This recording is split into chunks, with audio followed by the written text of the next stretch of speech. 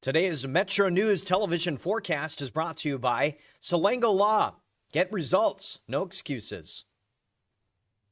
Oh, welcome in. Middle of the week, middle of the month. Have your Wednesday, April 15th forecast. Most of us are favored to be dry and, well, warmer and more humid compared to averages today. It's far northern West Virginia. Folks at the Storm Prediction Center, including areas for you in a marginal to slight risk of severe weather on the southern edge per se, where some isolated to scattered severe storms are possible. So keep eyes on the radar if we get any of the southern part of these storms. Your Fly CRW forecast, it starts at home. Again, a lot of these cities here are well hotter than average, could tie or break some daily record highs and warm lows. Chicago, still watching for storm potential. They had almost 2.5 inches of rain at Chicago O'Hare yesterday.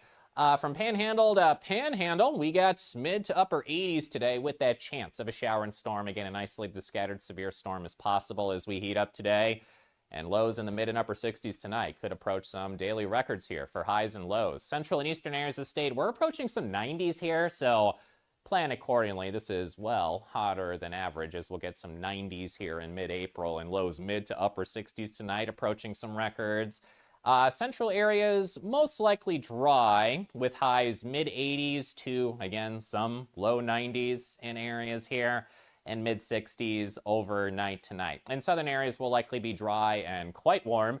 Charleston got you at 91, approaching a daily record high today. Lows in the low to mid-60s tonight as stronger than average, tilting northeast. Ridge of high pressure keeps us dry and warm. We'll watch for chances for passing showers, still warmer than average Thursday, Friday. 91 on Saturday with a sweeping cold front and a pattern change. Chance of showers 65 on Sunday, 61 Monday, near 74 on Tuesday. This is Ben Salango with Salango Law. Salango Law has earned a reputation for getting excellent results for our clients. With decades of experience handling thousands of cases, we know what it takes to deliver. Proudly voted best in the Valley for 3 consecutive years by readers of the Charleston Gazette-Mail, Salango Law is deeply committed to giving back by investing in our community. From supporting local programs to making our region a better place to live, Salango Law is proud to be your trusted legal and community partner. Check us out at Salango Law.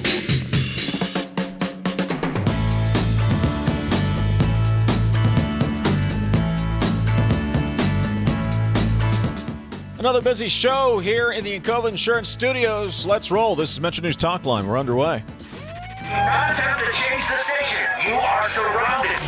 We interrupt this program to bring you an emergency news bulletin. Repeat, this is an emergency bulletin. Keep your radio turned on. From the studios of WVRC Media and the MetroNews Radio and Television Network, the voice of West Virginia, comes the most powerful show in West Virginia. This is MetroNews Talkline with Dave Wilson and TJ Meadows. Check set line up link. Activated Telos telephone. Switch network control from Charleston to Morgantown. Stand by. Q Dave and TJ. You're on. MetroNews Talkline is presented by Encova Insurance, encircling you with coverage to protect what you care about most. Visit Encova.com to learn more.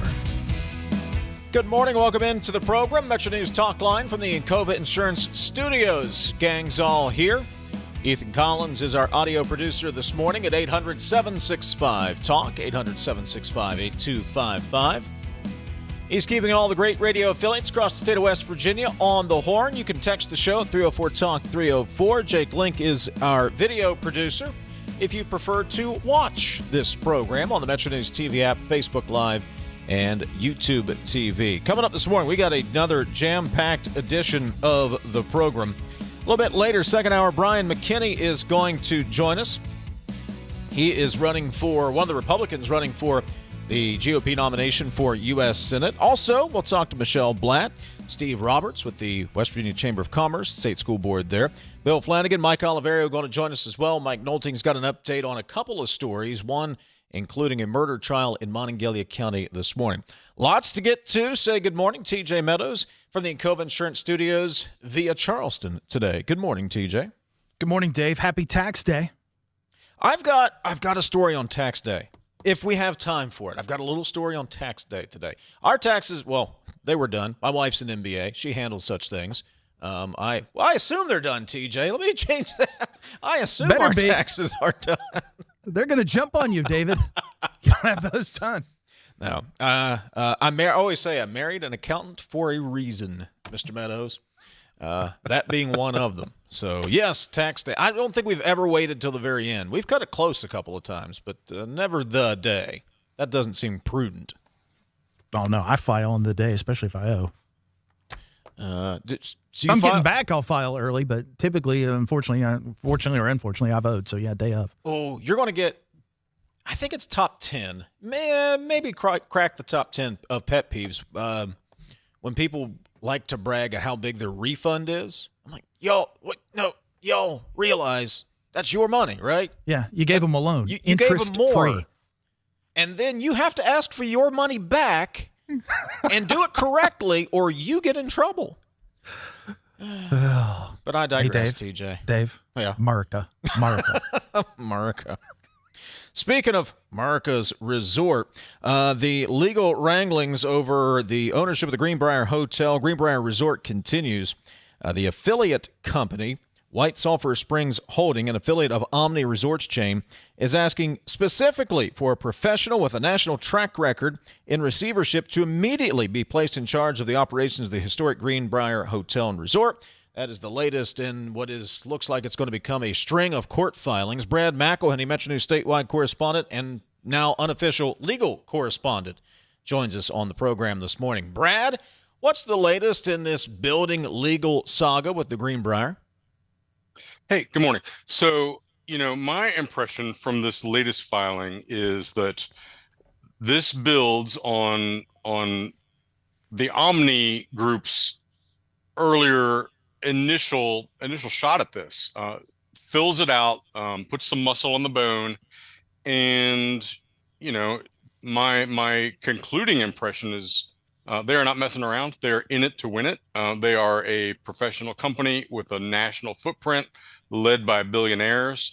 They have experience, and they're bringing it to bear in this case.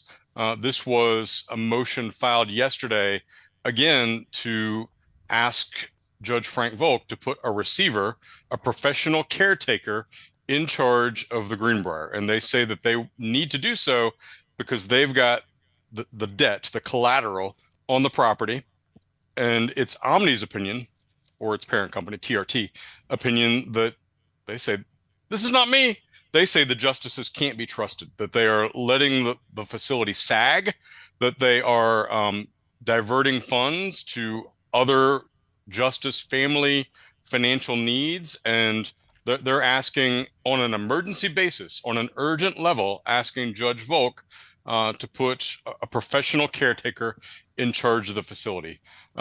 These were fairly lengthy and detailed filings by TRT, Omni's parent company. And so, the way it reads is everything's kind of given equal weight.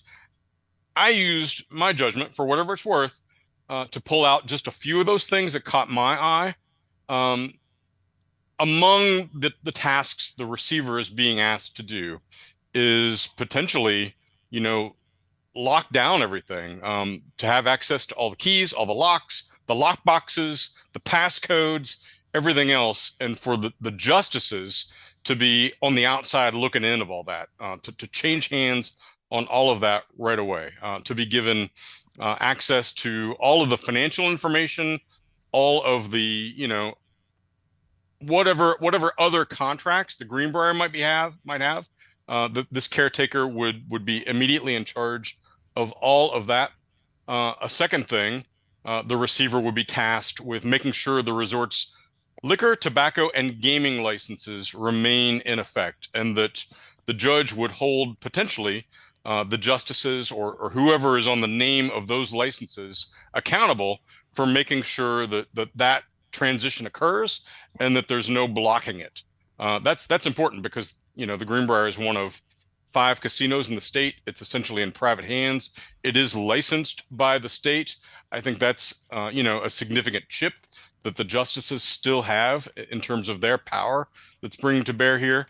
And then, finally, in my opinion, that there are a million things that are laid out for this potential receiver to do, but it gives significant power to this receiver, this caretaker. And among those are to explore the sale, not to pursue necessarily, but to explore the sale of the property. Could it potentially be sold to Omni, or potentially to file for bankruptcy? That if you're the justices, that is a scary proposition to have someone on the outside looking in come and potentially explore the sale or the bankruptcy of the property that you have held near and dear, that is at the center of your personal and professional reputation. The duties of the receiver, Brad, that's half of the equation. Then you take a look at who Omni has suggested take the role of receiver. One, Michelle Russo. Talk to us about her. I mean, she's a player, qualified, valuation expert. I mean, we're not just bringing somebody in, we're bringing a player in, or at least Omni is trying to, it appears. Mm-hmm. Well, so she does have a national reputation. Even if you're Toby Edith out there, you could navigate to her LinkedIn and you can see her track record. This is the kind of thing that she specializes in. So Omni is not suggesting just bringing in somebody off the street like, hey, good luck with the Greenbrier Resort. This is somebody who has expertise. And my, broader takeaway is that Omni came into this prepared. They only filed this on Thursday or Friday of last week.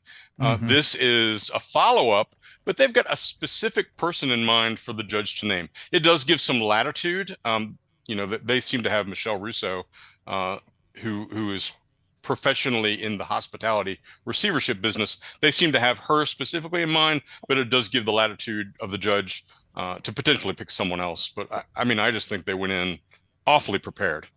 MetroNews statewide correspondent Brad McElhinny. Brad, this is in federal court. Justice family businesses have filed suit in local court. Any update there? I have learned that I'm going to have to check the files of both cases every day. As of yesterday, there was nothing new in the local case. It was assigned a Greenbrier County judge. You would expect that the lawyers for Omni will file there as well in terms of their response. But I think, both of these are going to be colliding, and it's up to me to look every day.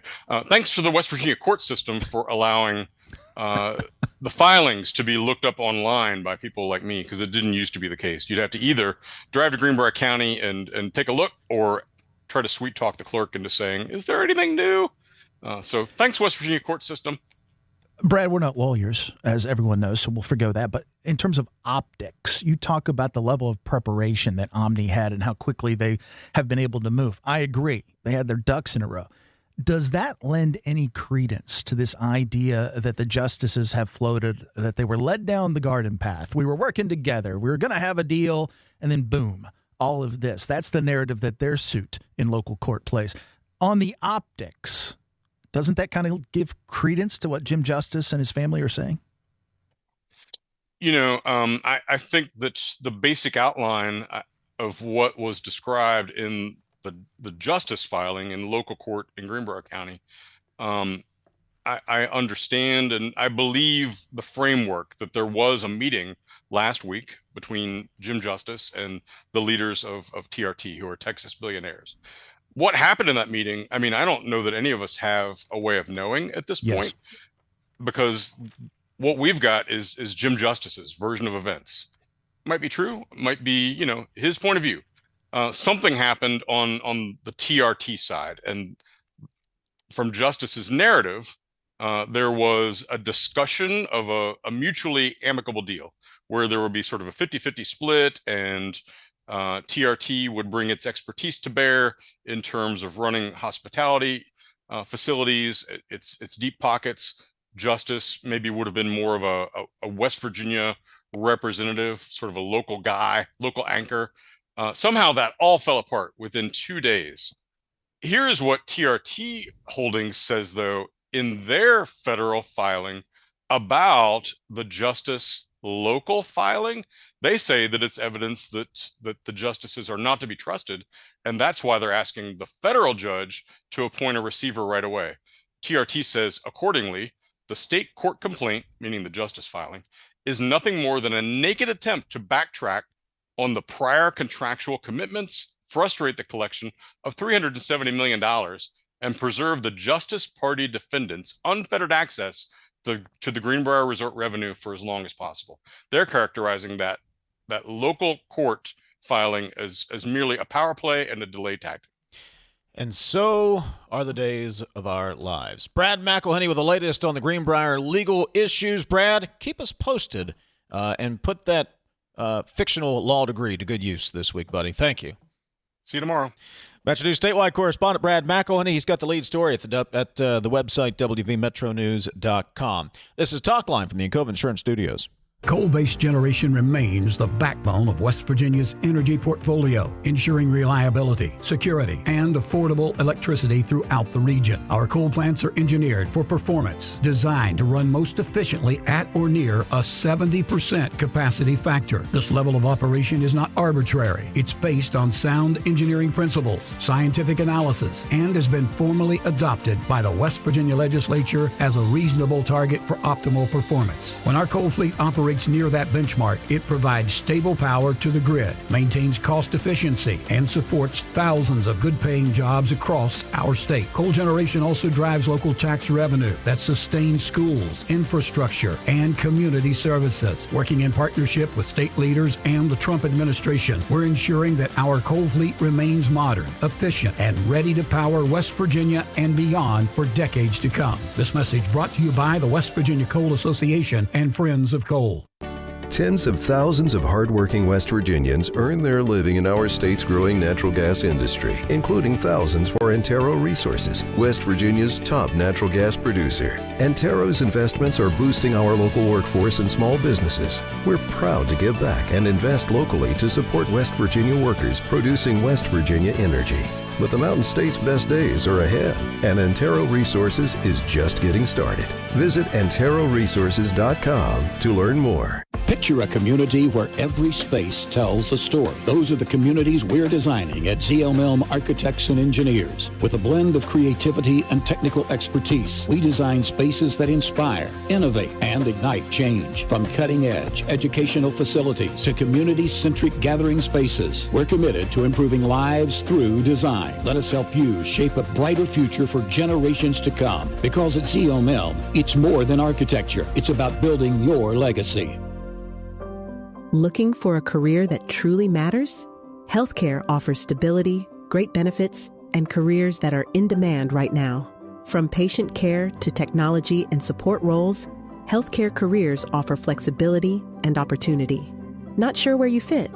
Take the quick healthcare career quiz at explorehealthcareerswv.com. Discover the path that's right for you. Healthcare careers, where passion meets purpose. Welcome back, class of 2011. Most likely to be a millionaire, didn't quite make it. Hey, reunion's not over yet. Over here, millionaire, smile. Make room, people. Who is that? Congratulations to our very own Millionaire for Life! Never too late, man. You could win up to $1 million every year with Millionaire for Life. Play in store or online today. West Virginia Lottery. 18 plus to play. Play responsibly. You're listening to Talkline on Metro News, the voice of West Virginia. Leading the efforts to build a stronger West Virginia, the High Technology Foundation has a proven plan to strengthen and diversify our state's economy. The I-79 Technology Park's high-capacity infrastructure continues to attract advanced federal operations that are driving economic growth. This keeps our young, educated residents in the state and brings West Virginians home. The High Technology Foundation, building a stronger West Virginia. Learn more today at WVHTF.org. On the next State of Minds. When something like punk rock comes around, it's very anti-everything, and people were really looking down on what they were brought up with. And for us, we found it was kind of fun to embrace it.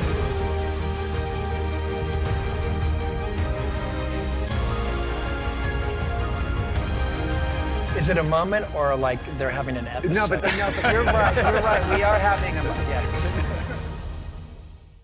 Sunshine, open roads, and a new Toyota from Dan Cava Toyota World. Lease an all-new Camry for as low as $398 a month. All new Tundras now up to $8,000 off. All new Tacomas now up to $4,500 off or lease as low as $399 a month. $7,500 off the new BZ or 0% financing for 72 months. We've got a Toyota for you at Dan Cava Toyota World in Fairmont. Shop the world. You own a boat because you love spending time on the water. Choose the outboard that allows you to make the most of it. Honda Marine's legendary reliability, ease of maintenance, and powerful performance keep you going strong. And they're all backed by the peace of mind protection of the industry's best limited warranty. Visit your Honda Marine dealer today and find out why it's more than an engine. It's your time on the water.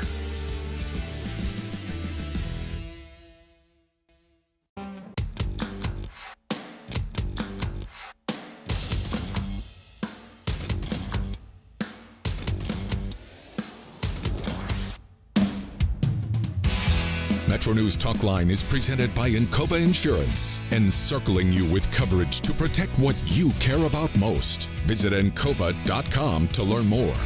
304 Talk 304. Mike Nolting is going to get us an update on a couple of court cases going on in Monongalia and Taylor counties coming up other side of the news. Please welcome to the program Monongalia County State Senator joining me in studio this morning here in Morgantown, Mike Oliverio. Mike, good morning. How are you? Hey, good morning. Doing great. I want to report that the Division of Highways is actively at work here in my district repairing potholes.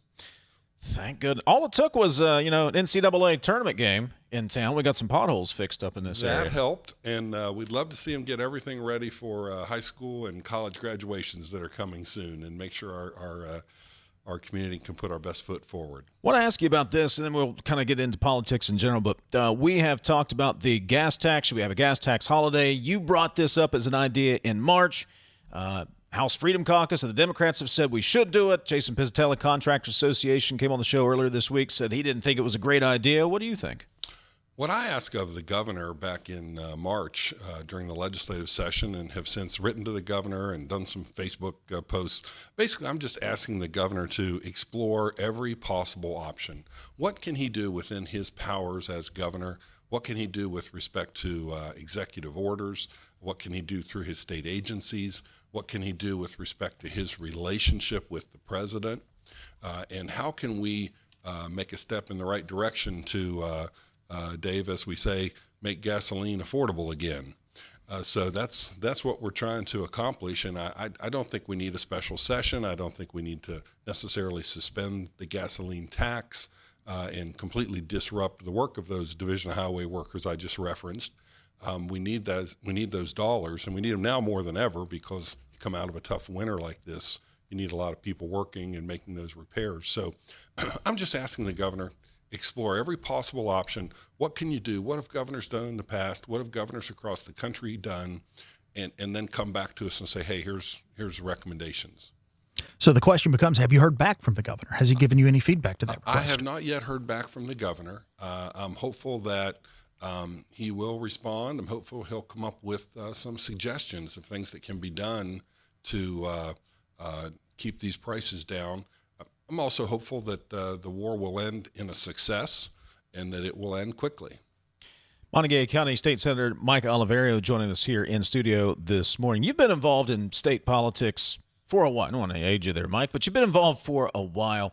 This primary on the GOP side is shaping up to be a pretty tough battle. Have you seen a battle like this within a party in your time in state politics? I have been in the Senate a long time. I have served in the Senate with 7 governors, and I have never seen a campaign like this. In the past, I have seen some governors attempt to put a thumb on the scale, but I've never seen a governor put a whole fist on the scale, and that's what appears to be going on right now. Have you ever seen the amount of dark money? I mean, it just looks to me, as I take a look at these PACs, a lot of dark money. I read about this today, a lot of out-of-state Wall Street money. Is that a new high as well? Oh, I think absolutely. And this all started in 2010 with the Citizens United case. And I was actually a candidate for Congress at the time. And all of a sudden, money just came pouring into West Virginia from organizations we'd never heard of. Now the trick is to have these dark money groups. And I always joke that when you as a voter receive one of these postcards or placards, look to see who it's paid for by. And if you look at that, and whoever it's paid for by is an answer to a golden horseshoe question, that is probably somebody who's attempting to masquerade that they are West Virginians. And so I think with the receipt of those postcards or placards, I think you need to, consider the source, evaluate whether you're going to allow that to influence your decision. With regard to the endorsements, Mike, what does that do to the political relationship when you get back to the Capitol in January? If a governor has endorsed this candidate over that one, but the candidate he endorses doesn't win, does that cause friction, or is that just something we perceive from the outside looking in? Or is that real friction there? I think there's real friction. I think there's friction now. I mean, you have a governor that maybe has some objectives he wants to accomplish. He doesn't feel like maybe he can accomplish those with the current team, and so he wants to replace some of those team members. And that's a strategy that certainly is available to him. It may work, it may not. But I think some of those legislators that get beat up in their communities, should they win, may not come back willing to extend a hand to the governor and say, hey, let's work together. Tell you what, I cut you a little bit short because we got a break. Stick around. We'll be right back. This is Talkline on Metro News, the voice of West Virginia. It is 10:30. Time to get a news update. Let's check in with the Metro News Radio Network, find out what's happening across the great state of West Virginia. Today's Metro News television forecast is brought to you by Salango Law. Get results, no excuses.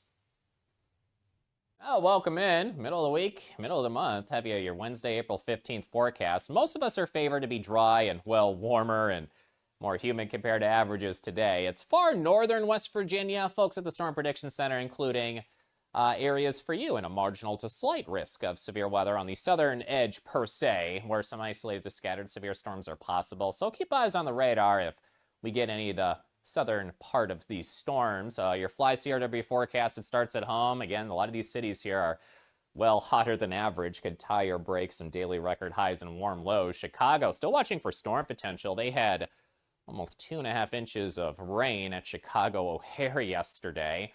From Panhandle to Panhandle, we got mid to upper 80s today with that chance of a shower and storm. Again, an isolated to scattered severe storm is possible as we heat up today. And lows in the mid and upper 60s tonight could approach some daily records here for highs and lows. Central and eastern areas of the state, we're approaching some 90s here, so plan accordingly. This is, well, hotter than average as we'll get some 90s here in mid-April and lows mid to upper 60s tonight, approaching some records. Central areas most likely dry with highs mid-80s to, again, some low 90s in areas here, and mid-60s overnight tonight. In southern areas will likely be dry and quite warm. Charleston got you at 91, approaching a daily record high today. Lows in the low to mid-60s tonight as stronger than average, tilting northeast. Ridge of high pressure keeps us dry and warm. We'll watch for chances for passing showers, still warmer than average Thursday, Friday. 91 on Saturday with a sweeping cold front and a pattern change. Chance of showers 65 on Sunday, 61 Monday, near 74 on Tuesday. This is Ben Salango with Salango Law. Salango Law has earned a reputation for getting excellent results for our clients. With decades of experience handling thousands of cases, we know what it takes to deliver. Proudly voted best in the Valley for 3 consecutive years by readers of the Charleston Gazette-Mail, Salango Law is deeply committed to giving back by investing in our community. From supporting local programs to making our region a better place to live, Salango Law is proud to be your trusted legal and community partner. Check us out at salangolaw.com. On the next State of Minds. When something like punk rock comes around, it's very anti everything, and people were really looking down on what they were brought up with. And for us, we found it was kind of fun to embrace it.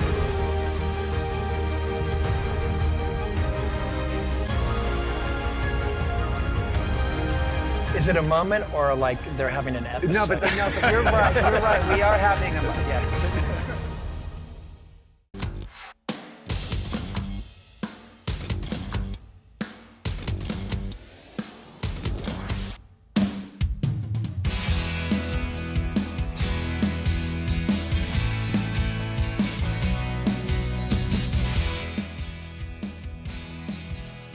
Math was hard in the last segment, and I was going to short Mike a couple of minutes there, so I said, why don't you just stick around through the news break? We'll get to Mike Nolting's news update later on in the second hour. Mike Oliverio joining us.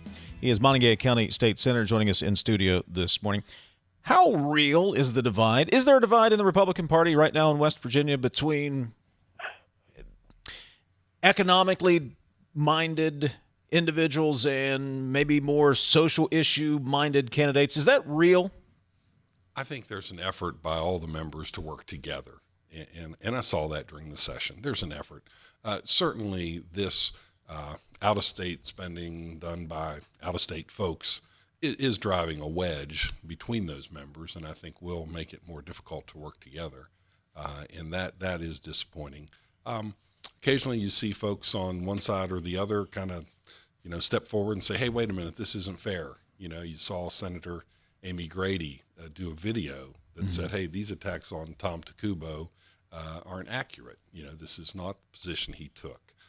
So I think there's some level of frustration among the members that maybe we need to compete. We have different views, but maybe the competition's not on a level and fair playing field right now. Mike, Jeff Yass is a Wall Street guy. He is the 28th richest person in the world. He gave $100,000 to the Sugar Maple PAC. That PAC is primarily interested, at least my understanding and looking at it, in legislative races. I don't think Mr. Yass is necessarily interested in what happens in West Virginia. I could be wrong.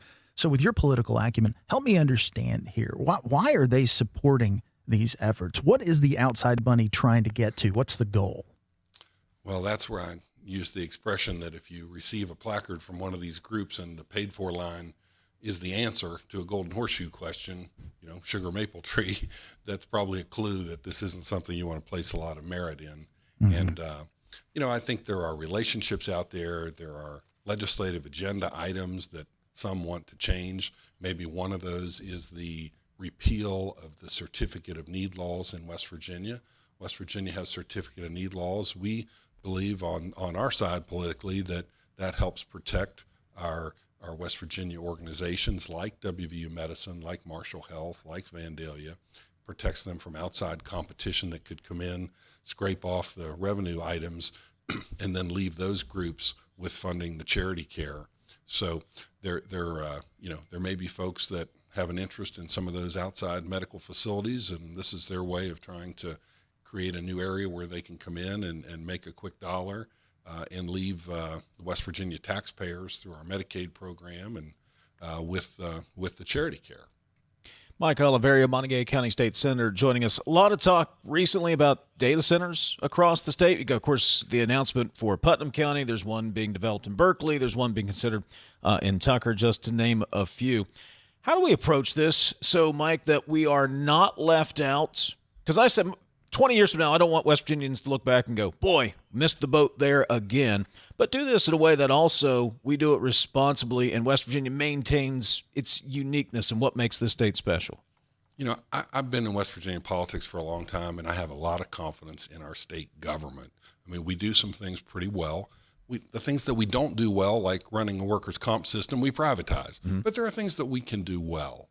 And so when somebody wants to build a data center, they've got to march through the state DEP. They've got to get a variety of permits. And that's where local citizens who object to the project can be heard. They can raise issues. They can bring information to state DEP. So that's a level where I think citizens can participate. And then there's a whole other level within commerce, where, again, the Commerce Department will have a role and an impact. So I think citizens can engage. They can let their voice be heard. They can participate. But like you, Virginia has 600 data centers. If in the end West Virginia ends up with 6, I don't think the Capitol Dome is going to collapse. I think some additional revenues are going to come in here that we desperately need to provide for our schools and PEIA and foster care and roads and all those kinds of things. So I'd like to see it done in a responsible way. Several of us were engaged during the rulemaking review process when that legislation passed this year. So, there has to be a balance, has to be reasonable development. And in the end of the day, I think there are opportunities for economic development here. Mike, it seems that those that are anti-data center, and I'm not trying to pick on them, but in hearing you lay that out, here's what's missing in my mind. If they're anti-data center, then bring something else to the table. What's your solution for more revenue to grow our economy? Because the status quo can't continue. And it seems to me that those that are the loudest are those that don't have answers as to what we need to do next then. I think it's incumbent on all of us to help grow our economy. If they want to participate and bring suggestions, that's great. But all of us need to continually be looking at how we can attract young people to West Virginia. That's really what we need. Our biggest problem, I say often, is our demographics. We have a disproportionate number of older people to younger people, and we need to try to turn that. The Ascend program and some of the other things are moving in the right direction. Yesterday I had lunch with one of the young Ascenders that moved here from New Jersey, very excited to be a West Virginian. We need to bottle that enthusiasm and spread it to others. But I'm interested in growing our state in a responsible way. I think our state agencies are capable of approving permits and requiring things of businesses. We've done that for decades here, and hopefully that will address some of the concerns of folks that feel like something's being run over them. Montague County State Senator Mike Oliverio, hey, appreciate you stopping by today. Thank you very much. Glad to be here. Wish you guys a beautiful day. We finally got some sunshine out there. Yep. And might have to wash the vehicle today. Of course, then if we need it to rain, just wash your vehicle. That's the key. That's right. Hey, Mike, thanks for stopping by. Appreciate it, buddy. Coming up, we'll meet Bryan McKinney, one of the Republicans trying to capture the party's nomination for U.S. Senate. We'll do that right after this. Evenings, weekends, and holidays. You can't predict when you'll get sick or hurt. But WVU Medicine Urgent Care is prepared to help when you do. Our team treats minor illnesses and injuries and performs services like on-site lab and imaging, vaccinations, and sports physicals. WVU Medicine is ready to assist you and your family when life happens. To find the closest location near you, visit wvumedicine.org/urgent care. Worried about paying for college? MetroNews is proud to present the 19th Annual West Virginia Scholar Program, where one high school junior in West Virginia will win a full scholarship to West Virginia Wesleyan College, including room, board, tuition, and fees. For details, go to wvmetronews.com and click the Apply Now button. Deadline is May 3rd. The 2026 West Virginia Scholar Program, presented by Greer Industries and the West Virginia Hospital Association. Go to wvmetronews.com and apply today by May 3rd. Senator Shelley Moore Capito is more than a true conservative and proud West Virginian. She's a champion of our way of life. She doesn't just fight, she delivers, working with President Trump to close the border and keep our families safe, protect our energy jobs, and cut taxes, and establishing the New River Gorge National Park, a powerful economic engine. Shelley Moore Capito, our senator, our champion. I'm Shelley Moore Capito, and I approve this message. Paid for by Capito for West Virginia. Are you ready to reach the finish line of retirement? At the Stike team at Wealth Enhancement Group, we provide comprehensive guidance for retirement planning in West Virginia. With years of experience, we'll draft a plan tailored for your unique goals. Whether you're just starting or nearing retirement, we make the process as simple as possible, easy, and stress-free. Visit wealthenhancement.com/Stike to set up a complimentary consultation and get started on your plan today. Let's work toward your dream retirement together. Getting ghosted is never fun, especially by your network. Cyber threats don't announce themselves. They slip in quietly, disrupt operations, and disappear before you know what happened. CityNet Cybersecurity Services provide proactive monitoring, threat detection, and expert response so your business stays connected and protected. Commit to a relationship built on trust and reliability. Learn more at citynet.net today. And remember, CityNet connects, protects, and perfects. You're listening to Talkline on Metro News, the voice of West Virginia. Patients who have allergies and sinusitis, they have worse quality of life on many levels.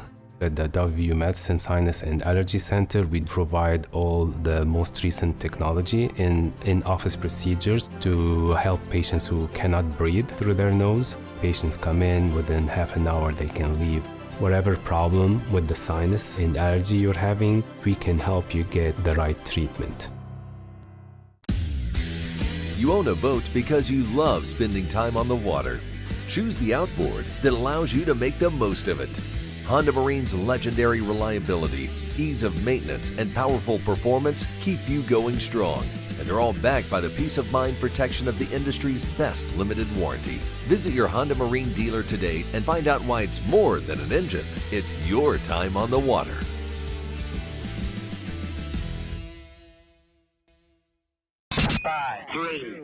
For your daily fix of sports in West Virginia, there's only one stop. I would imagine a group of you got together and watched the Mountaineers last night. What were your thoughts on that performance? It was funny, we were sitting with a guy last night, and he said, all right, I'm going to go put $1,000 on it. Well, down the stretch of that ball game, he's looking at us like, are you kidding me? And sure enough, the Mountaineers came back. I saw him today. He said, yep, I'm putting another $1,000 on them tomorrow. Sportsline on MetroNews Television. Longer days, warmer drives, and better deals at Dan Cava GMC. Hit the road in one of our new luxury GMC Acadias. Take your pick from our massive selection. Now up to $5,500 off select new Acadias and 3.9% for 60 months. The great deals continue with our large selection of quality pre-owned vehicles. All this and more at Dan Cava GMC in Bridgeport. Shop the world.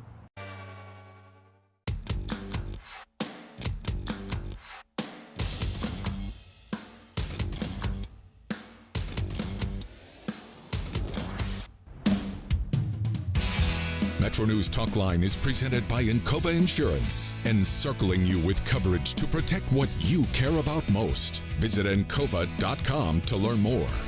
There are 5 Republicans running for the party's nomination for U.S. Senate in the May 12th primary election. Among them is Bryan McKinney, who joins us on MetroNews Talkline this morning. Bryan, good morning. Thanks for joining us. Thanks for having me. Why run for U.S. Senate? Well, if you only have one card to play, you want to make the most impact. And, running for the House of Representatives, you're just one of many. As a senator, we've seen, the ability to shut down the government over important issues. And, just looking at ways that I could, help with the issues in the country, I just felt that the U.S. Senate, if I were to get hired by the people, would be the best way I could impact the issues that are affecting us, both in the state and across the country that I care about deeply. Bryan, good morning. Again, thanks for being here. Your platform, you want America out of NATO. Explain why.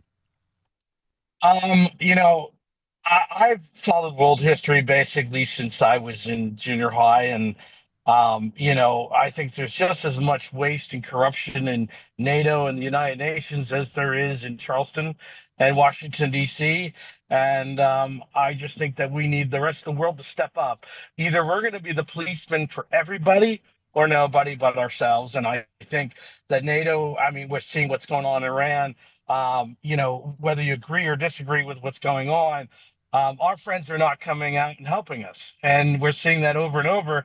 Why waste our money and put our soldiers at risk for the rest of the world when they won't, lift a finger to help their neighbors that are right next door? And I think we really need to focus on fixing the problems in our country and getting our people, clean water and fed and good jobs before we look at the rest of the world and their problems. Bryan McKinney, Republican running for the party's nomination for U.S. Senate. You have called for the elimination of the federal income tax. How would you replace that revenue? Maybe I wouldn't. The former Senator Ron Paul was like, hey, I almost feel like you should have a bake sale to buy a B-3 bomber. I feel like the government can't be trusted. If you look at the issues and corruption with like Minnesota and California and all these other states, you just think, why would we give them a penny? Look at the Pentagon. It's never the military does not pass an audit because it can't, because there's so much waste and fraud, and you can't run a business like that because you go bankrupt.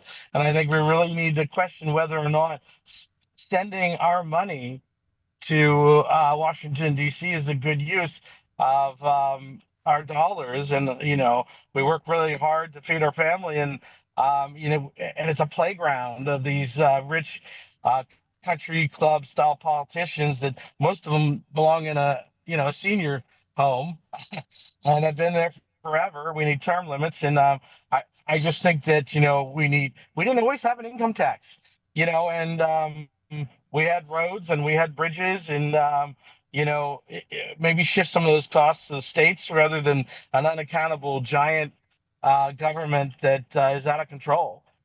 What about a nationwide sales tax if you don't want income taxes? I thought about that when I ran 3 years ago. I thought the idea of a 3% sales tax, and maybe I would be willing to compromise on something like that. But whenever I talk about a sales tax nationally, it seems like everybody wants to go to like a 15 to 20%. And I'm like, no. I think most of the government spending in DC is either unconstitutional or not the purpose of government to begin with. So why, again, give them money for things that they shouldn't be doing in the first place? And really, we need to have a deep discussion about what the purpose of the federal government is in our lives today. We can cut down a lot of military spending if we give everybody guns, like we were Switzerland or some of those other countries. We don't need to spend all our money on if we're not going to be involved in other countries, why have a giant military? Maybe just defense purposes, and let the people keep their hard-earned money rather than giving it out. I mean, really, what we have is socialism in Washington D.C. You and I, we get up to pay, our property tax so our state doesn't take our house. We have to pay our income tax so that the IRS agents with guns don't come to our house and put us in jail. And that's not freedom. And I don't want to live in a country like that. And that's part of the reason I'm running, so that I don't have to live under that tyranny, and my children still have the ability to live free. Bryan McKinney is joining us, Republican running for the U.S. Senate nomination. Senator Bernie Sanders and Representative Alexandria Ocasio-Cortez has proposed a moratorium on data center development. Would you support such an idea? I would love to work with them. I probably disagree with them on 99.9% of the rest of the stuff. But when it comes to these data centers and what we're doing to the water, I mean, most of the water in West Virginia, as you know, is you can't drink it. It's poisoned by these wells and some of these businesses that are just putting all this runoff into our water system.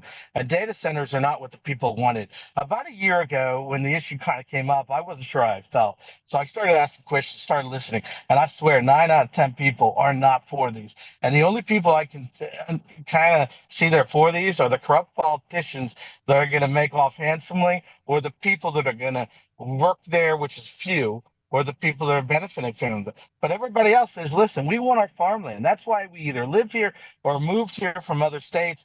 We want this beautiful state. We don't want these loud, giant, bright, it's almost like you're going down to a city at night. They're so bright. They're using millions upon millions of gallons of water, and we're paying for that electric too. I mean, they're promising all these things and they're lying at the wazoo, and our state delegates and senators, they actually stole freedom from us, and we have no local control. We can't put any restrictions in Berkeley County, where I live, on these senators, and our governor's throwing them down our throat too. That's not freedom. And you know what? There's no benefit for us. It's the benefit of billionaires to become trillionaires, and that's the reality. And a lot of this information they're putting at data centers is to spy on us. It's not making our lives better. Bryan, Let me jump in ahead. quickly. Time is of the essence. I do want to ask you about the Fed. You want to replace the Fed or I guess cease the Fed's existence. So my question to you, sir, is what would you replace the Fed with? Nothing. I mean, let the free market reign the way it was when we started this country. We're free people. We don't need to be babysat by our government every day. And that's what we're getting with like the Fed. And, the more you do the research into that rabbit hole, the more you understand it's the elite, powerful banks and it's international involvement, and it's not freedom. And again, like I don't need some big giant government entity to keep me safe. We have to have the ability to fail in this country to be free. And I feel like the Fed, like a lot of other government, is not needed. Just because it was there when were born doesn't mean it's good and that we need to continue it. I think we really need to get rid of that and a lot of other government. Brian, about 30, I'll give you about 45 seconds here, Brian. Why should Republicans support you on May 12th?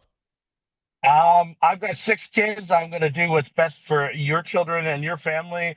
I'm going to try to get rid of federal taxes across the board, limit government. I'm just an angry guy. I'll serve 1 term and then I'll go away. And then I want you to consider running as well, because if I go out there and try my hardest and get something done or stop some of the spending, I think we the people have a little bit more hope that our government is just not as far gone as I think a lot of people believe it is. So Bryan McKinney, one of the 5 Republicans seeking the nomination for U.S. Senate. Brian, thank you so much. We appreciate the time today, buddy.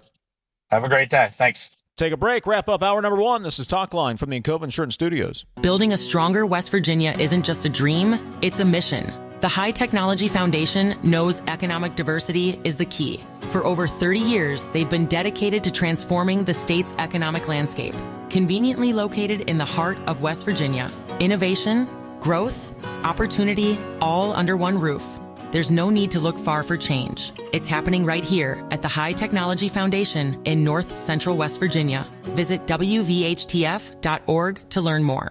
Located in the heart of West Virginia, Bridgeport is the place to play. Endless indoor and outdoor recreation opportunities, including the Bridgeport Complex, coupled with a dynamic food scene, make Bridgeport the perfect getaway destination for couples and families. Explore unique shopping and pick from a wealth of lodging options to find something perfect for your needs. Explore the heart of West Virginia in Bridgeport. Learn more about all there is to do at greater-bridgeport.com. Tens of thousands of hardworking West Virginians earn their living in our state's growing natural gas industry, including thousands for Antero Resources, West Virginia's top natural gas producer. Antero's investments are boosting our local workforce and small businesses. We're proud to give back and invest locally to support West Virginia workers producing West Virginia energy. But the Mountain State's best days are ahead, and Antero Resources is just getting started. Visit AnteroResources.com to learn more. We are there for you, to care for you at the health plan. We are here for you. For over 4 decades, we've been rooted deep inside West Virginia. Through thick and thin, supporting local families and businesses. Proudly serving your neighborhood since 1979. Your trusted partner in the community.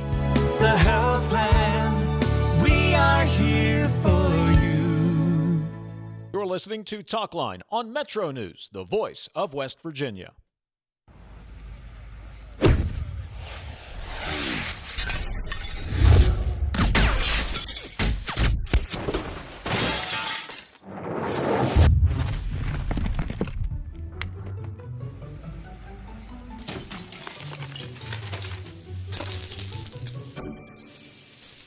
I'm Sean Kovich, Mountaineer Golf Coach. When disaster strikes your home, business, or golf game, call the restoration company the Mountaineers call. Panhandle Cleaning and Restoration. Leading the efforts to build a stronger West Virginia, the High Technology Foundation has a proven plan to strengthen and diversify our state's economy. The I-79 Technology Park's high-capacity infrastructure continues to attract advanced federal operations that are driving economic growth. This keeps our young, educated residents in the state and brings West Virginians home. The High Technology Foundation, building a stronger West Virginia. Learn more today at WVHTF.org. Patients who have allergies and sinusitis, they have worse quality of life on many levels. At the WVU Medicine Sinus and Allergy Center, we provide all the most recent technology in office procedures to help patients who cannot breathe through their nose. Patients come in, within half an hour they can leave. Whatever problem with the sinus and allergy you're having, we can help you get the right treatment. You own a boat because you love spending time on the water. Choose the outboard that allows you to make the most of it. Honda Marine's legendary reliability, ease of maintenance, and powerful performance keep you going strong. And they're all backed by the peace of mind protection of the industry's best limited warranty. Visit your Honda Marine dealer today and find out why it's more than an engine. It's your time on the water.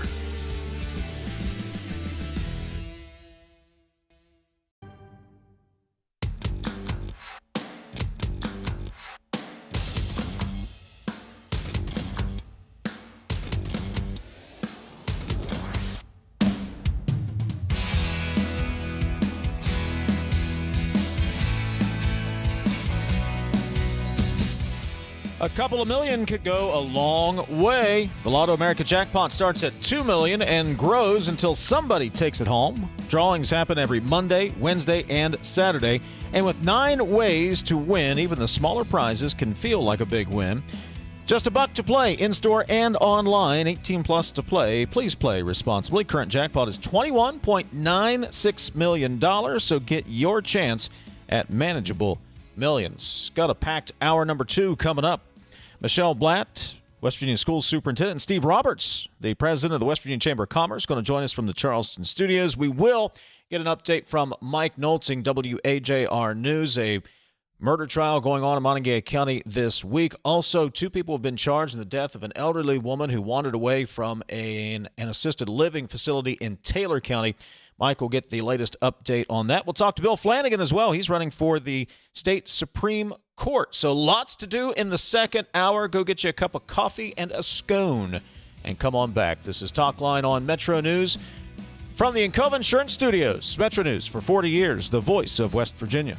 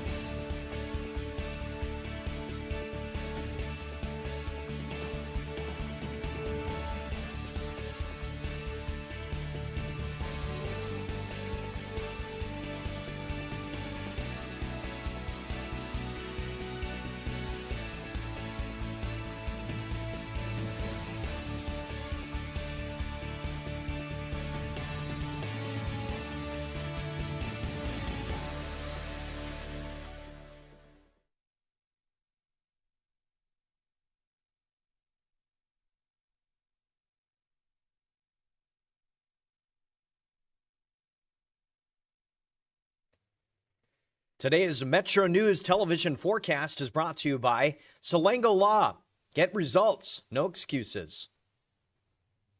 Oh, welcome in. Middle of the week, middle of the month. Have you your Wednesday, April 15th forecast. Most of us are favored to be dry and, well, warmer and more humid compared to averages today. It's far northern West Virginia. Folks at the Storm Prediction Center, including areas for you in a marginal to slight risk of severe weather on the southern edge per se, where some isolated to scattered severe storms are possible. So keep eyes on the radar if we get any of the southern part of these storms. Your Fly CRW forecast, it starts at home. Again, a lot of these cities here are well hotter than average, could tie or break some daily record highs and warm lows. Chicago still watching for storm potential. They had almost 2.5 inches of rain at Chicago O'Hare yesterday. From Panhandle to Panhandle, we got mid to upper 80s today with that chance of a shower and storm. Again, an isolated to scattered severe storm is possible as we heat up today. And lows in the mid and upper 60s tonight could approach some daily records here for highs and lows. Central and eastern areas of the state, we're approaching some 90s here, so plan accordingly. This is, well, hotter than average as we'll get some 90s here in mid-April and lows mid to upper 60s tonight, approaching some records. Central areas most likely dry with highs mid-80s to, again, some low 90s in areas here and mid-60s overnight tonight. In southern areas will likely be dry and quite warm. Charleston got you at 91, approaching a daily record high today. Lows in the low to mid-60s tonight as stronger than average, tilting northeast. Ridge of high pressure keeps us dry and warm. We'll watch for chances for passing showers, still warmer than average Thursday, Friday. 91 on Saturday with a sweeping cold front and a pattern change. Chance of showers 65 on Sunday, 61 Monday, near 74 on Tuesday. This is Ben Salango with Salango Law. Salango Law has earned a reputation for getting excellent results for our clients. With decades of experience handling thousands of cases, we know what it takes to deliver. Proudly voted best in the Valley for 3 consecutive years by readers of the Charleston Gazette-Mail, Salango Law is deeply committed to giving back by investing in our community. From supporting local programs to making our region a better place to live, Salango Law is proud to be your trusted legal and community partner. Check us out at salangolaw.com.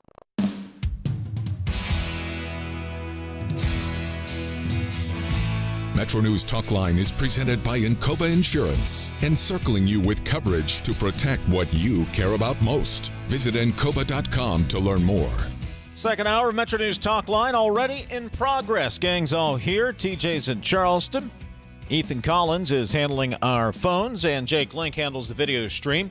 We appreciate you being part of our day, listening in on one of our great radio affiliates across the state or watching on the MetroNews TV app, Facebook Live, and YouTube. Thank you for letting us be a small part of your overall day. 800-765-TALK, that is the phone number. You can text the show 304-TALK-304. Coming up later this hour, we'll talk to Bill Flanigan. He's running for the state Supreme Court. Just a reminder, this is the election for the state Supreme Court and other court positions. So this is the election coming up on May 12th. We'll talk to Bill Flanigan later part of the hour. Mike Nolting will stop by as well, get an update on a murder trial in Monongalia County. Also, we'll get updated on a tragic story out of Taylor County with Mike Nolting from WAJR. Joining us now, Metro News Talk. Once again, say good morning, TJ Meadows in Charleston. Morning, TJ. Good morning. Happy Tax Day. Happy Tax Day. Oh. Joining us in the Charleston studios this morning, West Virginia School Superintendent Michelle Blatt, West Virginia Chamber of Commerce President Steve Roberts, the West Virginia Chamber of Commerce and Department of Education, TJ, teaming up to bring us the Champions of Learning Gala, a celebration of excellence. You have my attention. And Steve, let's start with you. What are we doing here? You know, and I first want to say to you, TJ and Dave, thank you for having us, and what an honor it is for me to get to sit here next to Superintendent Michelle Blatt. Our public schools are just critical to the future of our state, and it's really an honor for the West Virginia Chamber of Commerce Foundation to be able to participate with our public school system in recognizing 5 categories of excellence and identifying welcoming in person, saying a real personal thank you to the people who are making our public schools excellent.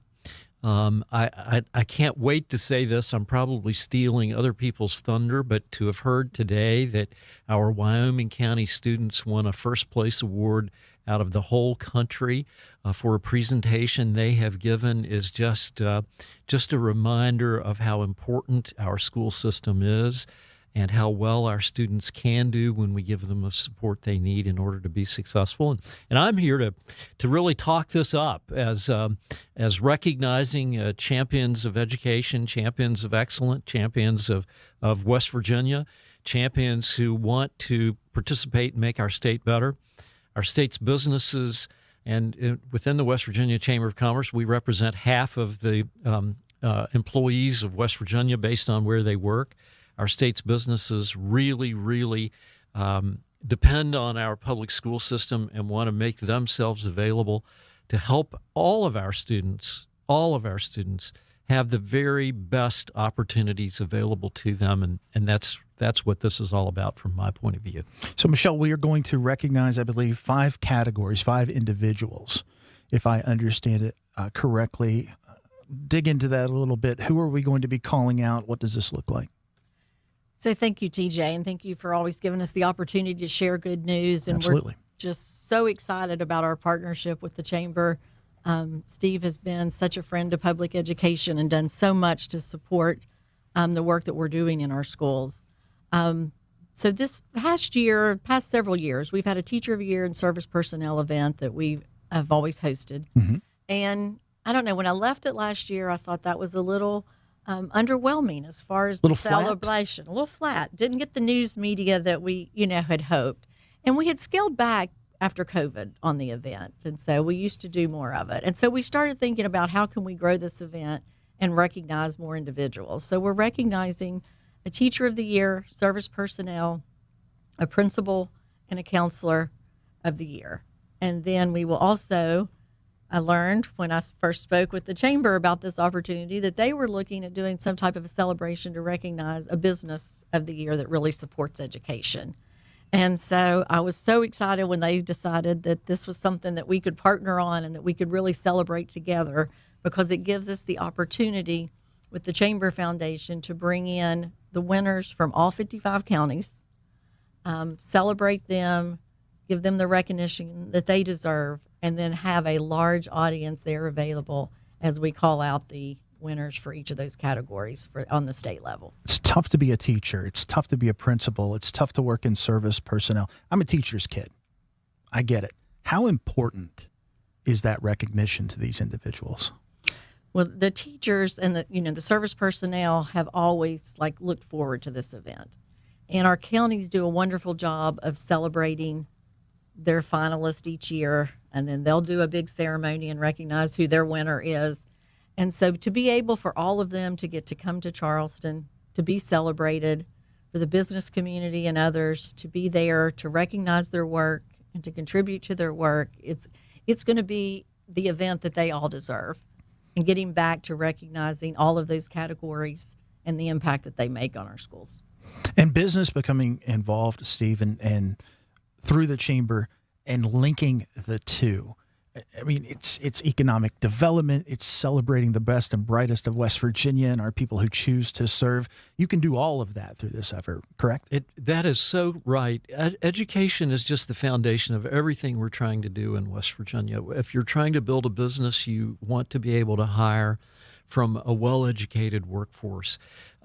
If you're trying to build a business, you want to have a well-educated population to sell to, because education and income levels go hand in hand. And TJ, I appreciate you saying that you are the son of a teacher. My mother was a teacher. I'm very proud that my sister is a West Virginia teacher.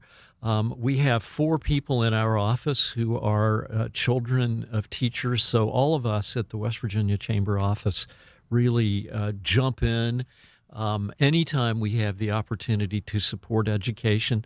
I will say I'm a product of West Virginia's public schools. I proudly went to Gallier Elementary School in Huntington, Camac, Junior High School, Huntington High, Marshall, and West Virginia Wesleyan.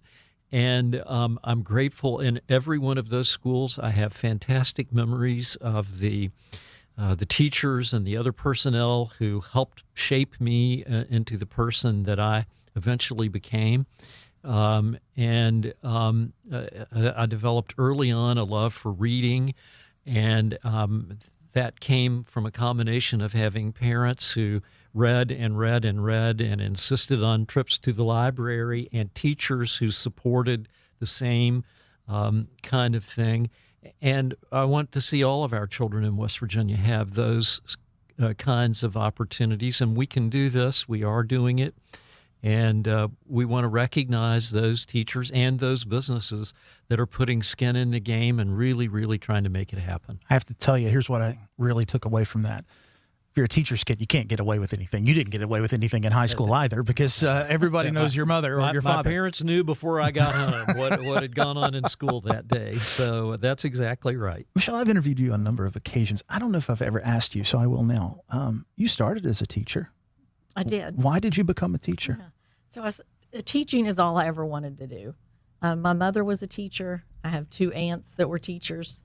And so from the time I was little, I always knew that I wanted to do something with children. And so working with children and going through that was where my heart was, and that was my love, was supporting children. I then became a principal in Wayne County and did that for several years. And that's how I got it, starting working with the West Virginia Department of Education, because we were starting to use people out in the field to really work with leadership development.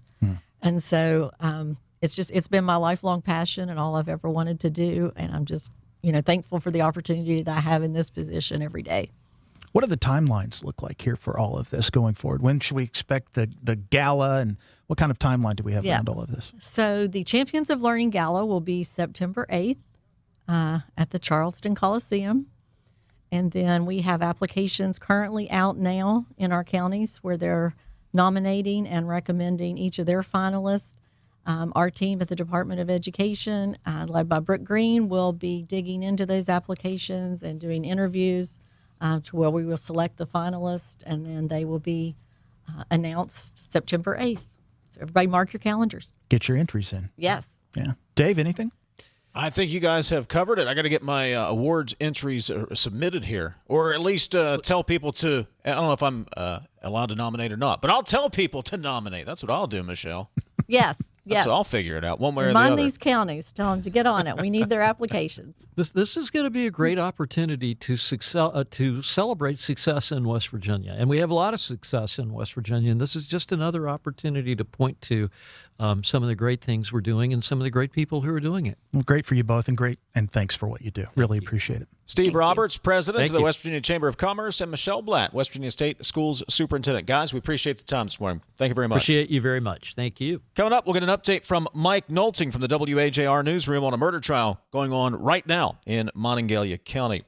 Worried about paying for college? Well, Metro News is proud to present the 19th annual West Virginia Scholar Program, where one high school junior in West Virginia will win a full scholarship to West Virginia Wesleyan College. That includes room, board, tuition, and fees. For details, go to WVMetroNews.com and click the Apply Now button. Deadline to apply is May 3rd. The 2026 West Virginia Scholar Program is presented by Greer Industries and the West Virginia Hospital Association. Go to WVMetroNews.com and apply today. The application deadline is May 3rd. If you have a child who's a junior in high school in West Virginia or know someone that does, please listen up. Here's your opportunity to win a full scholarship from West Virginia Wesleyan College that includes room, board, tuition, and fees. The 19th annual West Virginia Scholar Program is presented by ZMM Architects and Engineers and the West Virginia Farm Bureau. The deadline is May 3rd. For details, go to WVMetroNews.com to apply. That's WVMetroNews.com. Remember, application deadline is May 3rd. Tens of thousands of hardworking West Virginians earn their living in our state's growing natural gas industry, including thousands for Antero Resources, West Virginia's top natural gas producer. Antero's investments are boosting our local workforce and small businesses. We're proud to give back and invest locally to support West Virginia workers producing West Virginia energy. But the Mountain State's best days are ahead, and Antero Resources is just getting started. Visit AnteroResources.com to learn more. They say you can't take the lottery with you. But now, you can play anywhere, anytime with iPlay. the West Virginia Lottery's official app. From Cooper's Rock to the Greenbrier River, from the bleachers to your living room, iPlay goes where you do. Safe, simple, and always West Virginia proud. Play anywhere, anytime. Download iPlay today. iPlay, the fun, secure way to play, wherever life takes you. 18 plus to play. Play responsibly. Senator Shelley Moore Capito is more than a true conservative and proud West Virginian. She's a champion of our way of life. She doesn't just fight, she delivers, working with President Trump to close the border and keep our families safe, protect our energy jobs, and cut taxes, and establishing the New River Gorge National Park, a powerful economic engine. Shelley Moore Capito, our senator, our champion. I'm Shelley Moore Capito, and I approve this message. Paid for by Capito for West Virginia. You're listening to Talkline on Metro News, the voice of West Virginia. Leading the efforts to build a stronger West Virginia, the High Technology Foundation has a proven plan to strengthen and diversify our state's economy. The I-79 Technology Park's high-capacity infrastructure continues to attract advanced federal operations that are driving economic growth. This keeps our young, educated residents in the state and brings West Virginians home. The High Technology Foundation, building a stronger West Virginia. Learn more today at WVHTF.org. What do you know about hot dogs? Because we've been all about hot dogs this week. I love hot dogs, and I love them with Miracle Whip. Oh, God, I forgot. Never mind. I forgot and about onions. that. Okay. I actually, yesterday morning, I had a hot dog for breakfast at 6:45 with onions and Miracle Whip. And with that, we'll be back right after this. Join Dave Allen weekdays for midday on Metro News Television. On the next State of Minds. When something like punk rock comes around, it's very anti everything, and people were really looking down on what they were brought up with. And for us, we found it was kind of fun to embrace it.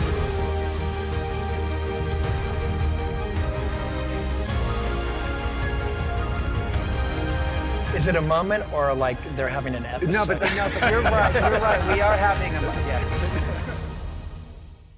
Sunshine, open roads, and a new Toyota from Dan Cava Toyota World. Lease an all-new Camry for as low as $398 a month. All new Tundras now up to $8,000 off. All new Tacomas now up to $4,500 off, or lease as low as $399 a month. $7,500 off the new BZ or 0% financing for 72 months. We've got a Toyota for you at Dan Cava Toyota World in Fairmont. Shop the world.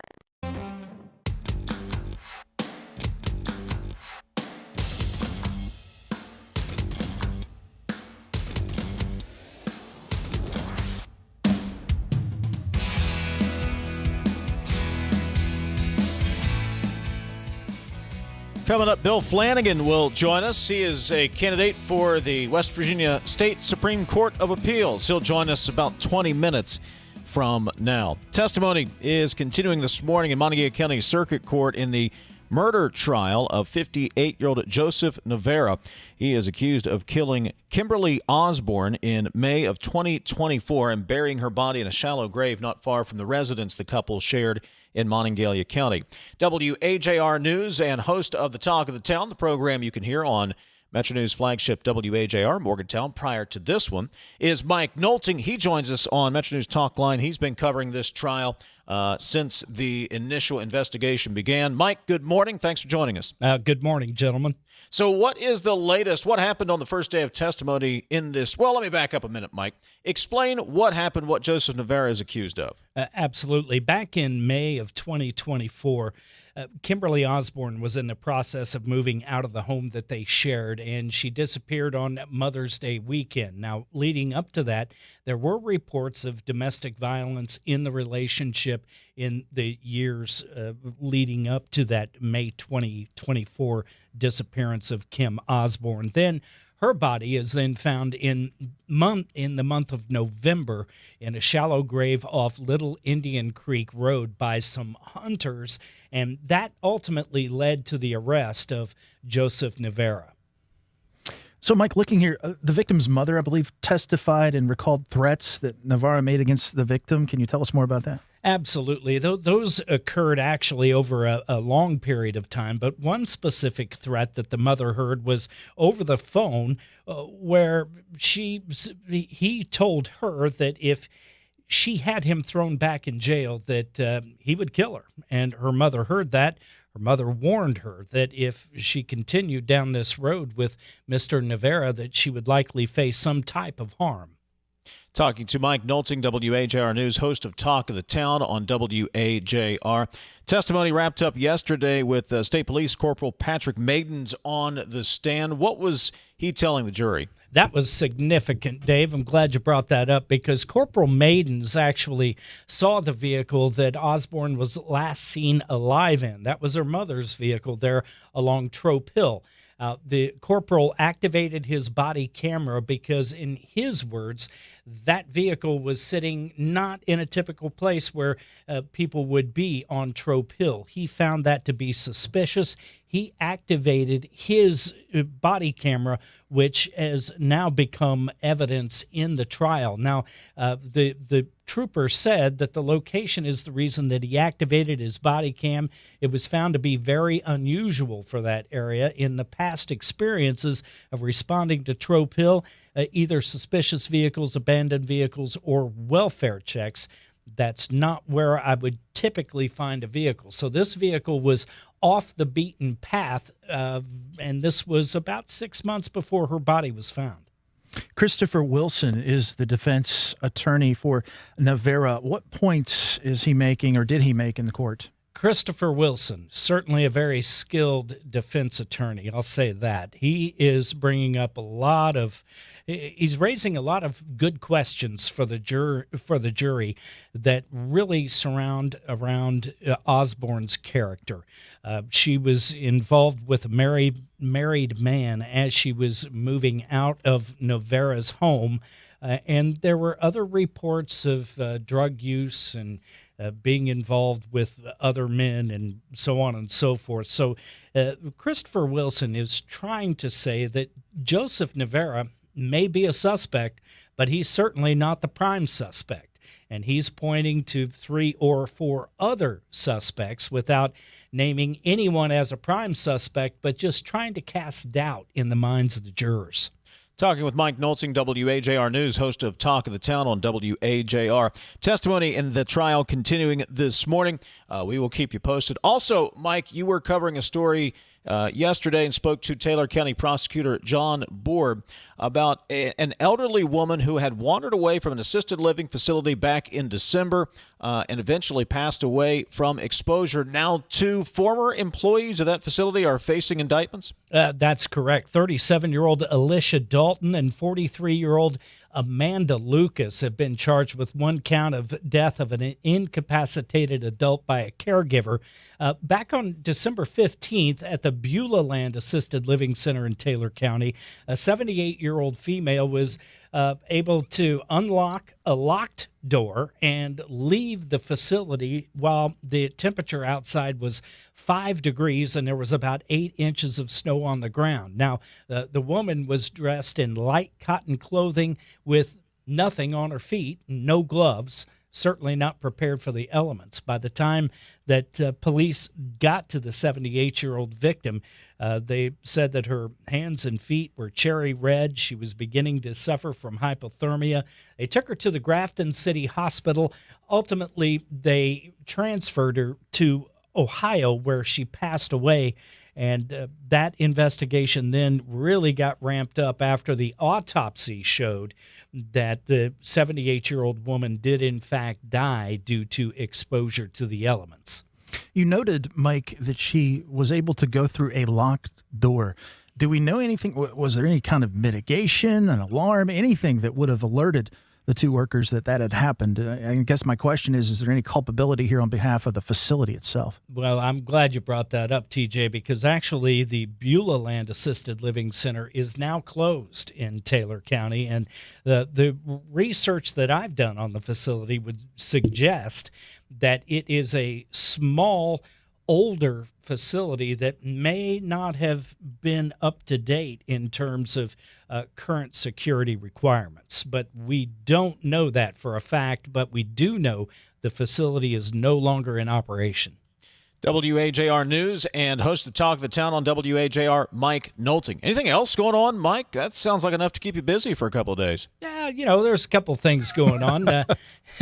We did talk to the fire chief about the big fire, Lakeside Drive, early Tuesday morning, and that fire response, the firefighters certainly did a great job, and we're very, very lucky there were no injuries. Mike Nolting from WAJR News. And again, you can hear him every morning on WAJR Morgantown prior to this program on Talk of the Town. Mike, we appreciate it, and keep us posted on the trial. Thank you. Thank you, gentlemen. Coming up, Bill Flanigan is going to join us. He is one of the candidates running for the State Supreme Court of Appeals. We'll talk to him about that coming up about 15 minutes from now. We will get to some text at 304-TALK 304. 800-765-TALK. That's the phone number. We'll get to your comments coming up on the other side of the news break. And we've mentioned a couple of times, it is tax day. Hopefully you've already filed yours. But are you paying your fair share? Or do you believe you are paying your fair share? Or more than your fair share? Well, guess what? There's polling data to answer that question. I'll have that story for you coming up when we return. 800-765-TALK's the phone number, and 304-TALK 304 is the text line. This is Talkline from the Cove Insurance Studios on Metro News for 40 years, the voice of West Virginia. It is 11:30, time to get a news update. Let's check in with the Metro News Radio Network, find out what's happening across the great state of West Virginia. Today's Metro News television forecast is brought to you by Salango Law. Get results, no excuses. Oh, welcome in. Middle of the week, middle of the month. Have you your Wednesday, April 15th forecast. Most of us are favored to be dry and, warmer and more humid compared to averages today. It's far northern West Virginia. Folks at the Storm Prediction Center, including areas for you in a marginal to slight risk of severe weather on the southern edge per se, where some isolated to scattered severe storms are possible. So keep eyes on the radar if we get any of the southern part of these storms. Your Fly CRW forecast, it starts at home. Again, a lot of these cities here are well hotter than average, could tie or break some daily record highs and warm lows. Chicago still watching for storm potential. They had almost 2.5 inches of rain at Chicago O'Hare yesterday. From Panhandle to Panhandle, we got mid to upper 80s today with that chance of a shower and storm. Again, an isolated to scattered severe storm is possible as we heat up today. And lows in the mid and upper 60s tonight could approach some daily records here for highs and lows. Central and eastern areas of the state, we're approaching some 90s here, so plan accordingly. This is, hotter than average as we'll get some 90s here in mid-April and lows mid to upper 60s tonight, approaching some records. Central areas most likely dry with highs mid-80s to, again, some low 90s in areas here, and mid-60s overnight tonight. And southern areas will likely be dry and quite warm. Charleston got you at 91, approaching a daily record high today. Lows in the low to mid-60s tonight as stronger than average, tilting northeast. Ridge of high pressure keeps us dry and warm. We'll watch for chances for passing showers, still warmer than average Thursday, Friday. 91 on Saturday with a sweeping cold front and a pattern change. Chance of showers 65 on Sunday, 61 Monday, near 74 on Tuesday. This is Ben Salango with Salango Law. Salango Law has earned a reputation for getting excellent results for our clients. With decades of experience handling thousands of cases, we know what it takes to deliver. Proudly voted best in the Valley for 3 consecutive years by readers of the Charleston Gazette-Mail, Salango Law is deeply committed to giving back by investing in our community. From supporting local programs to making our region a better place to live, Salango Law is proud to be your trusted legal and community partner. Check us out at salangolaw.com. On the next State of Minds. When something like punk rock comes around, it's very anti-everything, and people were really looking down on what they were brought up with. And for us, we found it was kind of fun to embrace it.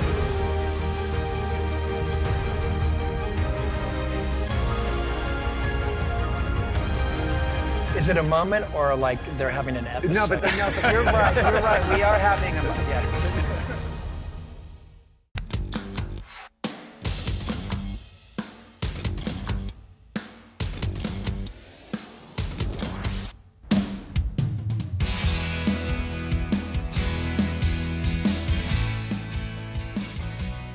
Running a small business is hard enough. Dealing with tech problems should not be part of the job. CityNet helps West Virginia businesses keep their technology running smoothly, whether you need full tech support or just extra help for a small IT team. From security and backups to day-to-day support, CityNet's local experts have you covered. Call today at 1-844-CityNet. You can give us a call at 800-765-TALK or text the show 304-TALK-304. Bill Flanigan, candidate for U.S. Supreme Court of Appeals, joins us 10 minutes from now. 304-TALK-304, the text line. Gents, question. There are 7 candidates across both parties in the West Virginia Senate race outside of Capito, Willis, and Kessler. I've not heard of any of these people. What's the agenda? Why not grow your brand like PAC and be strategic in your next move before going straight for a seat so dependent on name/brand recognition? Real question, asks the texter. Well, okay, a couple of thoughts to try to answer your question. One, none of us like, I don't want to say none of us, many of us don't like the career politician, right? Being a career politician is a negative. Many politicians will campaign on not being the career politician, but the fact of the matter is our system, the way it's currently set up, the way it currently works, rewards experience and it rewards longevity. So to be an effective politician at the highest levels, and the U.S. Senate is certainly the highest levels, you got to have some experience, you got to have brand, you got to have name recognition, you have to have all of that out there. Why are these individuals jumping into the race for one of the highest seats in the state? They believe they can make a difference. They would tell you, I will tell you this, they have very, very, very, very long odds against a seasoned candidate like a Shelley Moore Capito. And the Democrats, for that matter, while that is a much more open race, TJ, Jeff Kessler certainly has the political chops, experience at the state level. If you were going to ask me, well, I don't want to go down that road. He presents also a challenge to the lesser-known candidates who do not have that statewide name recognition. So I don't know that I can tell you the why to their strategy. Maybe there's no strategy at all for some of these candidates, but that's the fact of the matter. People do need to know your name, and like it or not, the system rewards the career politician. Well, that's the beauty of our founders, though. You don't have to have a reason necessarily. You can run on one issue. They wanted it to be easy. So aside from the age requirements and a nominal fee, you can get your name on the ballot. And then to your point, you have to earn it from there. And some will be better than that than others, but everybody should have a seat at the table and be allowed to express their view in the public space. I mean, it's as simple as that. And look, that's not to say that a candidate out of the, I was going to say out of the woods, somewhere that we're not aware of, doesn't catch lightning in a bottle and resonate with the voters and can do this grassroots stuff. But it's difficult. It's difficult. But they're candidates. We'll give them a shot to express their opinions throughout this primary season. 304-TALK-304. Texter says, West Virginians are paranoid about Big Brother watching them, monitoring their actions, and generally being invasive. But how do you think they do that? Data centers, tech development. Ironic that West Virginia is all about building more data centers and courting tech companies, says the texter. There is a big disconnect in the fact that many people who question data centers, they use them every day. I mean, they truly do to get their message out. Some of them, I personally believe, don't even realize they're doing it when they're on the apps and all these different things. And the agentic web, we talked about this with Jimmy Step, it's not going anywhere. It's not going anywhere. It's going to expand. So, if you want to avoid electric lighting and light the candle every night, then I guess you can do that. But that's not the way the world is trending. Is it ironic? Am I using ironic properly here when I point out the conspiracy theorists who are worried about the man watching them, Big Brother keeping an eye on them, posting that on Facebook? Isn't that somewhat ironic? What was it, 1984, we all thought Big Brother would be watching us, mandatorily. We volunteer that information, man. We throw it out there. I've got smartphone, smartwatch. I know where my truck is parked at any given moment. I know where my old truck is parked at any given moment, for that matter. It is what it is. Everyone is on the grid. You may think you're not. Peel the onion back a little bit. You're on the grid. Hey, buddy, I'm telling you, if I win, if I ever hit the Powerball, you'll never find me Me and Grizzly Adams hanging out somewhere up on a mountain next to that data center in Tucker County. Oh, sure we will. No. The missus will order something from Amazon, or you'll want to buy this or that. She Come may on. not be able to find me, you know? All right, we'll see. Wow. 304 Lot Talk. to unpack there, Dave. No, All right, I wanted to get to this story quickly. It is a tax day. Where'd the story go? 304 Talk 304. This is the text line, by the way. It is tax day, so hopefully you have filed your taxes. Pew Research did research, TJ. You know, that's what they do. Yeah. So here are some things to chew on. Roughly 6 in 10 adults now say the feeling that some wealthy people and corporations don't pay their fair share bothers them a lot. 61% say corporations are not paying their fair share. 61% saying wealthy individuals are not paying their fair share. Now, get this, though. Same research, TJ. Same group of respondents to the survey. 6 in 10 Americans say they pay more than their fair share in taxes. 60% of Americans say the amount they pay is more than their fair share, given what they get from the federal government. So, in short, I pay more than my fair share. You do not pay your fair share of taxes. That's what I took away from the polling data. Maybe a little too broad, but it did make me crack a smile as I read through some of the results there. It would be interesting to see how that dynamic might change if you're talking about income taxes, which I assume is what they're talking about since it's a tax day piece, versus consumption taxes like sales taxes. Everybody thinks, I believe, that they pay too much on their income tax because it hurts the most. You see it. It comes right out of your check versus the consumption taxes that you pay. I'll also tell you this. That answer tells me one thing. They think corporations are paying too much. Let me tell you, my friends, I'm going to say this for about the 82nd time. Corporations do not pay taxes, period. Their customers do. It is a cost of goods. It's a cost of doing business that you and I pay for. So I think the survey is flawed in that people don't understand what the game is, but that's me. Upper income and middle income Americans are more likely than those with lower incomes to feel their tax burden is unfair. Conservative Republicans are particularly likely to say their tax contributions are unfairly high, about 7 in 10, compared to 61% of moderate and liberal Republicans, 58% of conservative moderate Democrats, 53% of liberal Democrats apparently feel their income taxes are unfair. There's some disparity between the parties, which there is with every question these days. Yeah. So, anyway. Hey, this caught my eye. 53 million filers thus far. And I guess you have till, do you have to midnight? I guess you have till midnight. I guess so, yeah. Yeah, you have till midnight. 53 million filers claimed a deduction under the big, beautiful bill. Get this, 6 million people claimed so far, no tax on tips, something from that. 21 million filers claimed the overtime deduction. And roughly 30 million older Americans claimed the enhanced deduction. So somebody, I would think, is getting more money back. Somebody's happy about that. I don't know what that says, but those are the numbers. 304 Talk 304 is the text line, 800-765-8255, the phone number. We'll talk to Bill Flanigan, candidate for U.S. Supreme Court of Appeals, next.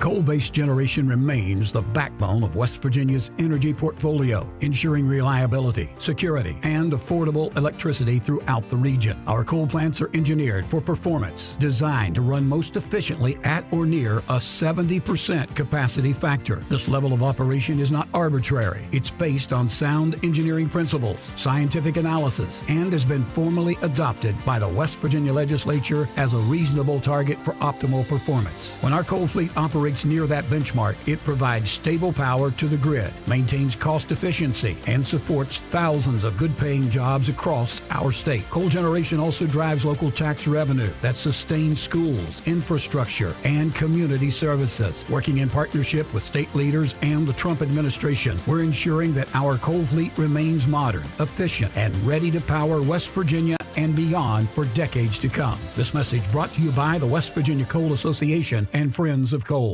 Picture a community where every space tells a story. Those are the communities we're designing at ZMM Architects and Engineers. With a blend of creativity and technical expertise, we design spaces that inspire, innovate, and ignite change. From cutting-edge educational facilities to community-centric gathering spaces, we're committed to improving lives through design. Let us help you shape a brighter future for generations to come. Because at ZMM, it's more than architecture. It's about building your legacy.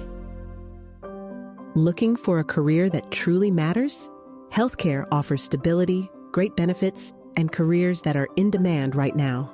From patient care to technology and support roles, healthcare careers offer flexibility and opportunity. Not sure where you fit? Take the quick healthcare career quiz at explorehealthcareerswv.com. Discover the path that's right for you. Healthcare careers, where passion meets purpose. You're listening to Talkline on Metro News, the voice of West Virginia. You own a boat because you love spending time on the water. Choose the outboard that allows you to make the most of it. Honda Marine's legendary reliability, ease of maintenance, and powerful performance keep you going strong. And they're all backed by the peace of mind protection of the industry's best limited warranty. Visit your Honda Marine dealer today and find out why it's more than an engine. It's your time on the water.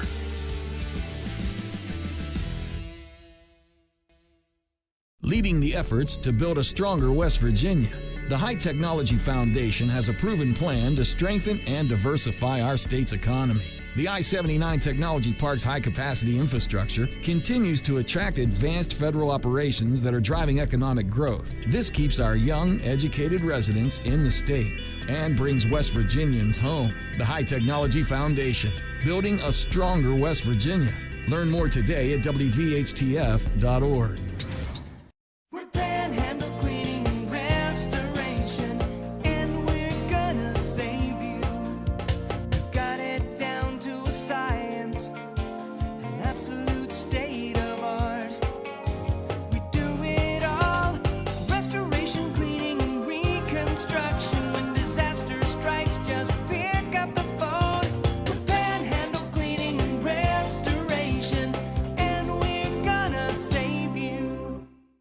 Looking for a show that talks about everything? You found it. By the way, I'm really happy to talk about this as opposed to Ryan's opinion that being a sports fan is a bad thing. He said that it kept him from being stressed about it, not that it was a bad thing. They didn't have the stress. And, I mean, I've seen you pace. Yeah, you're only 30 and you look like that.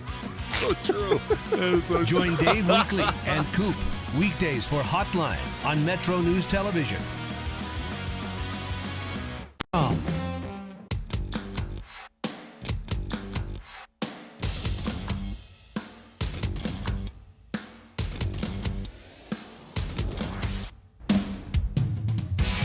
MetroNews Talkline is presented by Encova Insurance, encircling you with coverage to protect what you care about most. Visit Encova.com to learn more. Text line is 304-TALK-304. The phone number, of course, is 800-765-TALK, 800-765-8255, 800-765-8255. It is starting to feel like boating season. Temperatures are going to, at least here in Morgantown, going to be very close to 90 degrees today, upper 80s. And it starts to make you think about getting out on the water, getting out on the lake, maybe the river, having a good time this summer, but you can't do that if you don't have a boat. I guess you could. It'd be a little more difficult, though. So check out the entire inventory and the great deals on pontoon and fishing boats at Lewendell Marine Sales. Check out that entire inventory on their website, LewendellMarineSales.com. Lewendell Marine Sales. We sell family fun. 304-TALK-304, the text line. Texter sends along a picture of a newborn and says, "You gotta see the baby." She is quite breathtaking. Congratulations on the new arrival. Yeah, that's the good stuff right there. Congrats. 304-TALK-304. At the same time you pay income taxes all year round, then at the end of the year you have to file your taxes. That doesn't make too much sense. I'm sure we could do 2 solid hours on all the ways our income tax system does not make sense. But we have only 12 minutes or so left in the show. If you're watching the video stream, TJ's itching. He's itching. Save it. Save it, because these minutes belong to Bill Flanigan. He is running for the West Virginia State Supreme Court of Appeals. Bill is an attorney and has served in the House of Delegates. He joins us on MetroNews Talkline this morning. Bill, good morning. Thanks for joining us. Good morning. Thank you for having me. Absolutely. How are Why you guys doing today? Doing well. Why run for the State Supreme Court? Well, you want the long answer? You have 12 minutes, so I better give you the short answer. Give us the short version, Bill. Yeah, there you go. Well, I believe deeply in the rule of law. The importance of a fair and impartial judiciary, I think, is something that's really called to me. The court affects, everyday West Virginians, from property rights, family law. And I want to make sure that every case is decided, based on the Constitution and the law, and not politics, not personal preferences, not judicial activism. Talk to me a little bit about this idea, Bill. There's the textualist, the literal approach to the Constitution, the originalist approach. Where do you fall on that issue? Probably more of the originalist approach. Which means? Well, that's a good definition that you're trying to get me to get into right there too. When you're trying to define, so the Constitution as written. It's been applied throughout around 100 years for us, nationally, since the beginning. And our Supreme Courts, on the United States Supreme Court, as you've seen in the last, 4 years, we've seen some really big overriding precedents that have come down where we're returning state rights back to them. And I think that probably follows along with what we want our Constitution to do for us here within the state. We want to make sure that we've had it from the originality, and that we are applying it in a way that doesn't differentiate. Well, how should I go about this? As a legislator, I have seen and heard many of fellow legislators say that that law is going to be constitutional until a judge says it's not. And I think what I try to do as a legislator and what I want to try to do on the court is that our laws should be written in a way that are clear and precise, easily applied, and within the purviews of the Constitution as it was originally constructed.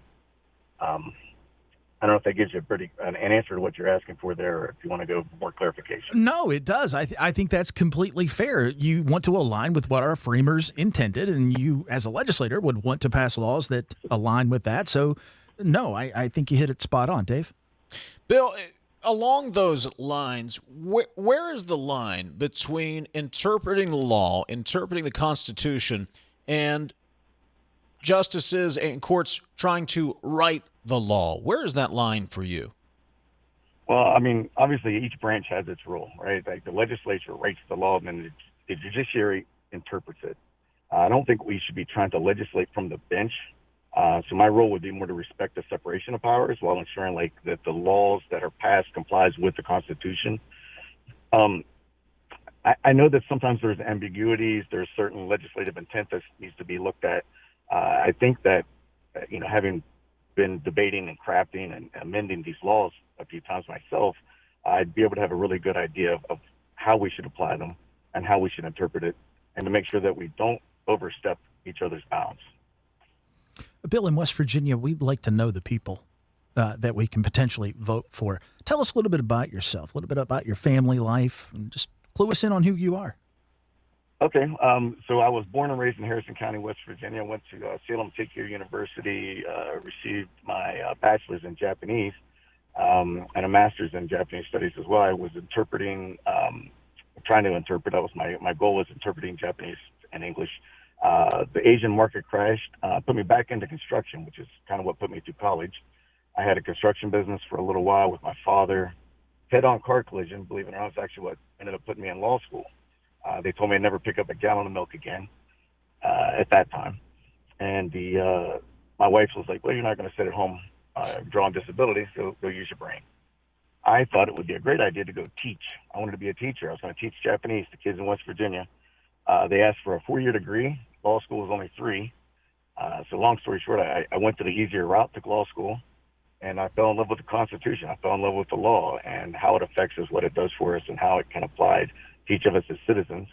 Around 2013 or 2012, I can't remember the exact year now, my little girl, my oldest, told me to quit yelling at the television and go do something about it. That was the first time I decided to get into politics. It wasn't an easy choice because most of my life I've been told politicians are crooked and dirty and stay out of it.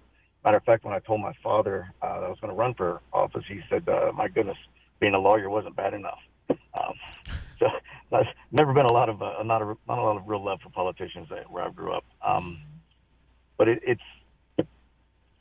the thing that I have come to find it's a real calling now. It's what I really desire to do. I want to stay in it. I want to keep serving the people that I meet. That's why I'm driving around. I've been to 55. Well, I haven't been to 55. I've got 18 left. My goal is to be in all 55 counties. I want to meet people in all 55 counties. We have a very diverse state. From the northern panhandle where I'm currently living in Ohio County, all the way down to, I got to get back down to Mercer. There is a big difference in everybody, but a common thread that I hear is that a lot of these people want to have fair access to their courts and want to see things applied fairly no matter where I'm at. And I think that's something I'll be able to do. And it's the reason I'm doing this now, the reason I jumped in and wanted to run. He's Bill Flanigan. He is running for the State Supreme Court of Appeals. The election for the State Supreme Court is on May 12th. Bill, we appreciate the time this morning. Best of luck to you. Thank you, gentlemen. I appreciate the call. Thank you very much. Absolutely. Back to Rapid in a moment. I'm Tom Willis, running against Charlie Moore Capito for U.S. Senate. Sarah and I love raising our kids here in West Virginia. You're the best people in the world, and it has been my honor to serve West Virginia for 26 years in the West Virginia National Guard, including flood duties all over our great state, and now in the state Senate. Shelley has abandoned our West Virginia traditional Christian family values, is ranked as one of the top insider traders in the U.S. Senate, and instead of negotiating for West Virginia families, got her son appointed as DA. I'm Tom Willis, and I approve this message because it's time for a change, West Virginia. Paid for by Tom Willis Victory. We are there for you, to care for you at the health plan. We are here for you. For over 4 decades, we've been rooted deep inside West Virginia. Through thick and thin, supporting local families and businesses. Proudly serving your neighborhood since 1979. Your trusted partner in the community. The health plan. We are here for you. Looking to advance your career without putting life on hold? Earn your MBA from Glenville State University in as little as 18 months. Choose from in-demand concentrations like artificial intelligence, cybersecurity, and healthcare administration. Whether you're leading teams, analyzing data, or protecting digital systems, our programs are designed for working professionals who want flexibility and results. Take the next step with an MBA from Glenville State University. Learn more and apply today at glenville.edu. Approach your retirement with confidence. With over 150 years of combined experience, the advisors of the Stike team at Wealth Enhancement Group provide advice and wealth management strategies to individuals, families, small businesses, professional offices, and institutions. With the Stike team, you'll have access to an advising team with extensive resources, a client-first mindset, and a passion for helping transform the lives of those we serve. Visit wealthenhancement.com/Stike today and join the team that's dedicated to your success. You're listening to Talkline on Metro News, the voice of West Virginia. Longer days, warmer drives, and better deals at Dan Cava GMC. Hit the road in one of our new luxury GMC Acadias. Take your pick from our massive selection. Now up to $5,500 off select new Acadias and 3.9% for 60 months. The great deals continue with our large selection of quality pre-owned vehicles. All this and more at Dan Cava GMC in Bridgeport. Shop the world. Download Metro News Television on your iPhone or Android. Search Metro News Television in your app store. Create an account today to get alerts and watch all live and archived content. Download now. Touchdown!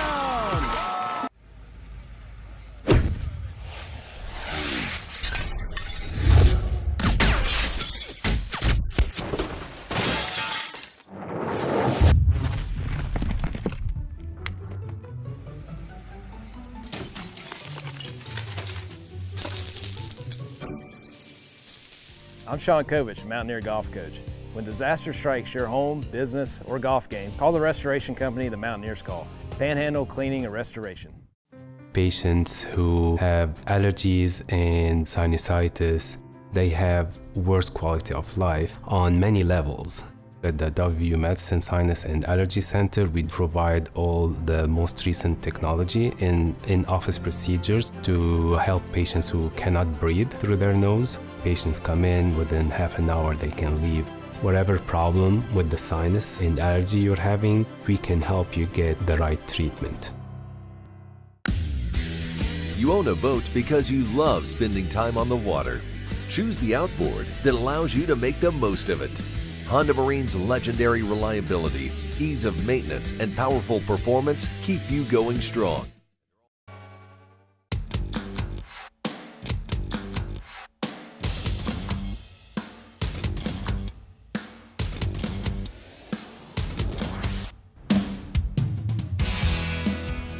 A couple of million could go a long way. The Lotto America jackpots start at $2 million and grow until someone takes them home. Drawings happen every Monday, Wednesday, and Saturday, and with 9 ways to win, even the smaller prizes can feel like a big win. 18 plus to play. Please play responsibly. Current jackpot is $21.96 million, so get your chance at manageable millions. All right, coming up. Do we know what's coming up tomorrow? Hoppy should be stopping by tomorrow. It's Thursday. Also, Isaac Saul from Tangle. He is a national writer, provides perspectives from the left, right, middle, everything in between. We'll get into discussions on the latest on the Iran war. And Larry Pack, do we have Larry Pack tomorrow, TJ? Larry Pack has confirmed for tomorrow. All right, Larry Pack going to join us tomorrow. Look at that from the Department of Advanced Planning. How about it doesn't that? happen often. I love it when a plan comes together, though. Coming up on many of these same Metro News radio stations, it is Metro News Midday with Dave Allen and Amanda Barron. For Ethan, Jake, TJ, I'm Dave. Talk to you tomorrow at 10:06. This is Talkline on Metro News, the voice of West Virginia.